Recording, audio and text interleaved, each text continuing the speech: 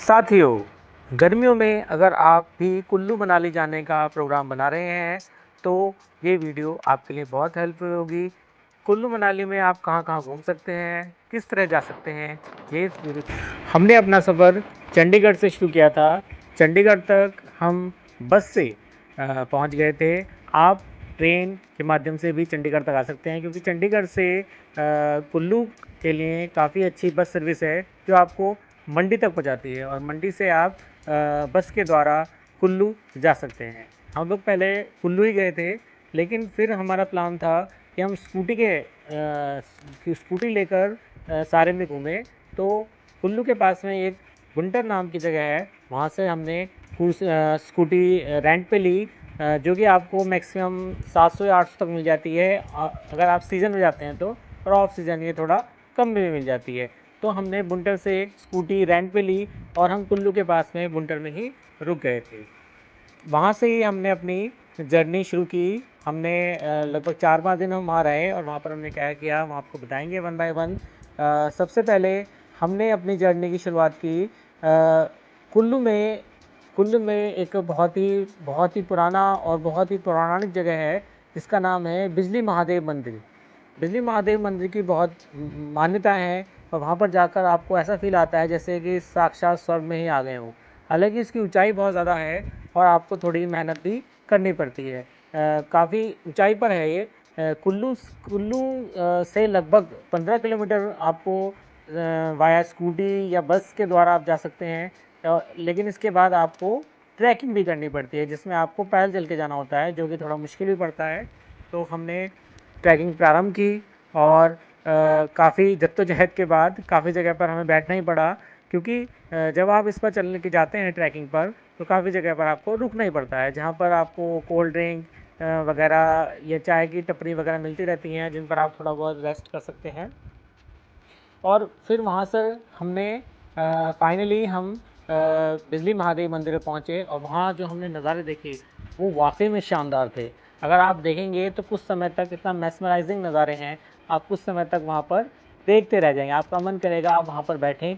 घास के मैदान में बैठना बहुत अच्छा लगता है, और वहाँ पर आप बैठकर नज़ारे देखें। वहाँ से आपको मनाली के जो पर्वत हैं जहाँ पर अक्सर बर्फ़ रहती है, बर्फ़ हालांकि सर्दियों के समय में रहती है, लेकिन अब भी आपको थोड़ा बहुत बर्फ़ का नज़ारे मिल जाएंगे। तो वो जो आपको लोकेशन देखने को मिलती है वो बहुत ही शानदार होती है, और बहुत अच्छा फीलिंग होता है वहाँ पर।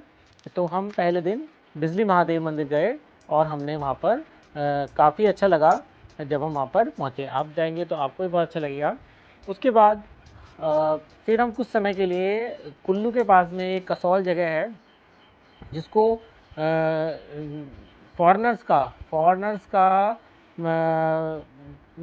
स्टे कहा जाता है। यहाँ पे इंडियन से ज़्यादा फॉरेनर्स रहते हैं, और वहाँ पर कैंपिंग के लिए बहुत मशहूर है। अक्सर आपने मूवीज़ में देखा होगा कि कैंप्स वगैरह लगते हैं, जिसमें रात भर लोग रुकते हैं और एंजॉयमेंट लेते हैं। तो वहाँ पर नदी के किनारों के पास में यहाँ पर पार्वती नदी बहती है, और पार्वती नदी और व्यास नदी का अक्सर आपको संगम मिलेगा। तो वहाँ पर कैंपिंग होती है, और बहुत ही ब्यूटीफुल नज़ारे आपको देखने को मिलेंगे। जैसा कि आप बिजली महादेव में देखते हैं हेवनली सीन्स देखते हैं, वैसे ही आपको कसोल के पास आपको साइड सीन देखने को मिलेंगे, जहाँ पर कैंपिंग एंजॉय कर सकते हैं। उसी में आगे जाकर मणिकर्ण नाम का मंदिर है, जो और उससे जुड़ा हुआ एक मणिकर्ण गुरुद्वारा भी है। मणिकर्ण मंदिर की खास बात जो है, वहाँ पर लगातार एक गर्म पानी का स्टीम चलता है, उससे ही वहाँ का खाना बनता है, और लंगर भी चलता है, वो भी हमने खाया था। लेकिन वो वहाँ पर हम उस दिन नहीं जा पाए, क्योंकि ट्रैफिक बहुत ज़्यादा था। सीज़न में, गर्मी के समय पर सीज़न में ट्रैफिक बहुत ज़्यादा था, इसलिए हम वहाँ पर नहीं जा पाए थे। तो हम उसके लिए हमने अगले दिन का वेट किया। उसके बाद हम नेक्स्ट डे मनाली गए। मनाली में हमारा जो टारगेट था हडिम्बा मंदिर, वन विहार वगैरह था, लेकिन चूँकि वहाँ उस रूट पे बहुत ट्रैफिक था, तो फिर हम उसकी जगह पर सोलांग वैली और अटल टनल की तरफ निकल गए। हालांकि ट्रैफिक तो हमें बहुत मिला, लेकिन साथ में चूँकि हमारे पास स्कूटी थी, तो टू व्हीलर्स में आपको थोड़ा इजी पड़ जाता है 4 व्हीलर के मुकाबले। तो हम सोलांग वैली, सबसे पहले सोलांग वैली गए। हालांकि वो काफ़ी दूर है मनाली से, लेकिन वहाँ जो हमने नज़ारे देखे वो बहुत ही शानदार थे। वहाँ पर पैराग्लाइडिंग और रोप वे मिलते हैं। आप वहाँ पर याक पर बैठने का और जो बाइक होती हैं अलग तरह की, उनका भी आप एंजॉयमेंट ले सकते हैं। ये अक्सर आपने मूवीज़ में ही देखा होगा, ये जो सीन आपको देखने को मिलेंगे। वहाँ पर आप मैगी, चाय और चीज़ों को एंजॉयमेंट कर सकते हैं। पैराग्लाइडिंग का अनुभव तो शानदार था, हालांकि मैंने पैराग्लाइडिंग की नहीं, लेकिन मुझे देखकर भी बहुत अच्छा लगा। और उसके बाद जब हम बढ़े अगले डेस्टिनेशन की तरफ, वो बहुत ही शानदार था अटल टनल, जो कि न केवल इंडिया की बल्कि वर्ल्ड की सबसे बड़ी टनल है। लगभग 9.2 किलोमीटर, यही कह सकते हैं लगभग 10 किलोमीटर के आसपास लंबी टनल है। और जब हम इसमें उसके अंदर गए तो वहाँ का वेदर इतना ठंडा था। हमने हालांकि विंड शीटर भी लिया था, लेकिन वहाँ का वेदर इतना ज़्यादा ठंडा था कि मेरे तो सच बताऊँ कप ही छूटी। आप अगर वहाँ जाएँ तो पूरे इंतजाम में जाएँ, जैकेट वगैरह लेकर, जैकेट वगैरह पहनकर पूरा पैक होकर जाए, नहीं तो आपको ठंड महसूस, क्योंकि उसके आगे सारे पहाड़, बर्फीले के पहाड़ हैं। और ऐसा कहा जाता है कि जब सर्दियों में आप वहाँ जाते हैं तो वहाँ पर पूरा बर्फ़ से ही ढका रहता है, सारे नज़ारे बर्फ़ से ढके होते हैं। तो अगर आप जाएँ तो वहाँ पर पूरा पैक होकर जरूर जाएँ। और अटल टनल में जब आप घुसते हैं तो थोड़ा प्राउड फीलिंग भी आता है कि हमारे इंडिया में इस तरह की इतनी बड़ी टनल है। हालांकि हिमाचल प्रदेश में जब हम एंटर किए थे तो हमें लगातार काफ़ी सारी टनल मिल रही, लेकिन इस टनल का अनुभव ही शानदार है। यहाँ पर बीएसएफ के जवान पूरी मुस्तैदी तैनात रहते हैं। ऐसा कहा जाता है कि जब यहाँ पर बर्फ़ पड़ती है तो कुछ रास्तों को बंद भी कर दिया जाता है। क्योंकि हम लोग तो स्कूटी पे थे तो हमें एक बेनिफिट ये था कि हम कहीं से कहीं तक भी जा सकते थे। तो हम अटल टनल के आगे फिर एक सीसू वाटरफॉल है जो लगभग वहाँ से 5 किलोमीटर आगे है, वहाँ पर भी गए। वहाँ पर हमने सीसू वाटरफॉल का भी एंजॉयमेंट किया, फ़ोटो वगैरह खिंचवाए। वहाँ पर भुट्टे बहुत फेमस है, कुछ ना कुछ कॉर्नर पे भुट्टे रहते हैं, हमने वो भी खाए और मैगी का भी एंजॉय लिया। इसके बाद हम चल दिए वापस अपने घर की तरफ और कमरे की तरफ, जो कि हमारे कुल्लू के पास भुंटर में था।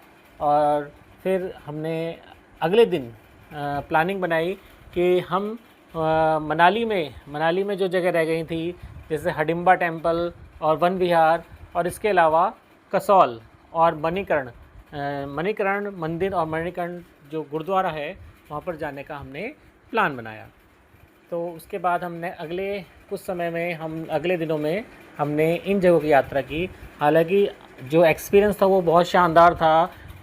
हिमाचल प्रदेश के जो पहाड़ हैं वो आपको अलग ही सुंदरता प्रदान करते हैं, आपकी आँखों को अलग ही खुशी देते हैं।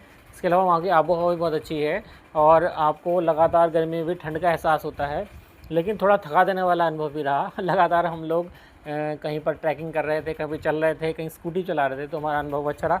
आप चाहें तो वॉल्वो बसें और आप पर्सनल कार भी जाती हैं, आप उनसे भी एंजॉय। दोस्तों, इसके बाद हम फाइनली मणिकर्ण मंदिर और मणिकर्ण गुरुद्वारा गए। जैसे कि मैंने आपको बताया था कि यहाँ पर ख़ास बात यह है कि यहाँ पर एक गर्म पानी का स्रोत है, उससे लगातार गर्म पानी बनता है और जिससे गुरुद्वारे का लंगर ही बनता है। हमने गुरुद्वारे का लंगर भी खाया और हमें बहुत अच्छा लगा। साथ ही साथ हमने मंदिर के दर्शन भी करे। यहाँ पर शिव जी का एक बहुत पुराना मंदिर है, शिव जी पार्वती जी का, और बहुत अच्छा आस्था से जुड़ा हुआ केंद्र है और बड़ा अच्छा लगा। यहाँ पर ऊंचाई पर मौजूद है ये मंदिर, कसोल से काफ़ी आगे, और मंदिर में भगवान जी के दर्शन करके हमें बहुत अच्छा लगा। इसके बाद हमने ये खाना जिस तरह से बनता है उसका प्रोसेस भी देखा। आप देख सकते हैं गर्म पानी, ये शिव जी की मूर्ति है और ये गर्म पानी लगातार आ रहा है और इससे पक रहा है। ये मंदिर है जहाँ के हमने दर्शन करे और धर्म लाभ उठाया। इसके बाद हम फाइनली अपने अगले सफर की तरफ निकल गए, जो था हमारा खतरनाक पहाड़ी चढ़ाई। हालांकि मणिकर्ण से पहले पड़ता है, लेकिन पहले हम मणिकर्ण गए, जाम की वजह से पहले नहीं जा पाए थे। अब इसके बाद हम फाइनली कसौल में गए। कसौल में से मैं आपको बताया कैंपिंग का बहुत कमाल होता है। ये कैंप्स हैं जो एक अलग ही अनुभव देते हैं। कसौल में कैंपिंग बहुत फेमस है और यहाँ पर ज़्यादातर कैंप्स के लिए लोग आते हैं। यहाँ लगभग 1000 या 1200 पर पर्सन फीस होती है और आप तो कराएँ यहाँ पर, तो इसका एंजॉय करें। क्योंकि हमने देखा और यहीं पर एक नेचर पार्क है जिसकी तस्वीरें हैं। नेचर पार्क में बैठकर आप बहुत ही अच्छा अनुभव ले सकते हैं।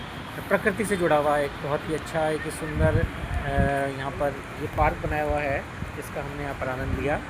इसके बाद पार्क के पास की कुछ बाज़ार में नदी के पास बैठे, कुछ फ़ोटो वगैरह क्लिक कराए और थोड़ा सा मैंने यहाँ पर एक्सरसाइज भी की,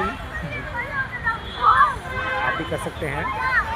और इसके बाद हम लोग नेचर पार्क में थोड़ी देर हमने घूमा, हमारे साथ ट्री हाउस है हमारे ये, मित्र थे ये, दोनों ने मिलकर घूमा। फिर हम फाइनली नेक्स्ट डे अपने हडिम्बा देवी हडिम्बा टेम्पल मंदिर की तरफ निकल पड़े, क्योंकि मनाली में है, तो जाम की वजह से नहीं जा पाए थे पहले, हम यहाँ पर चल दिए। यहाँ पे ट्रैकिंग है और आप उसका आनंद लें। हालांकि बिजली महादेव मंदिर ऐसी ट्रैकिंग नहीं है, लेकिन हम फाइनली यहाँ पहुँचे और हडिम्बा मंदिर हमने देखा। हडिम्बा मंदिर बहुत सुंदर था। और फिर उसके बाद हम गए मॉल रोड। मनाली का मॉल रोड रात के 12 बजे भी बिल्कुल भरा रहता है। आप देख सकते हैं कितनी भीड़ है यहाँ पर। यहाँ पर आप शॉपिंग कर सकते हैं और बहुत ही एक अलग ही माहौल रहता है यहाँ पर। यहाँ पर लोग ख़रीदारी करते हैं और एंजॉय करते हैं। जैसे कि आप जानते हैं कि हर हिल स्टेशन पर एक मॉल रोड जरूर रहता है, लेकिन इस मॉल रोड की बात और ही है। यहाँ पर लगातार गैदरिंग्स रहती है और बहुत अच्छा लगता है। यहीं पर एक वन विहार भी है मॉल रोड के पास में, वहाँ पर हम जाकर थोड़ी फ़ोटो क्लिक कराई हमने, यहाँ का आनंद लिया। नेचर पार्क की तरह ही ये वन विहार भी काफ़ी सुंदर है। यहाँ पर आपको यहाँ की जो ड्रेसेस होती हैं उसमें आप फ़ोटो खिंचवा सकते हैं और आनंद ले सकते हैं।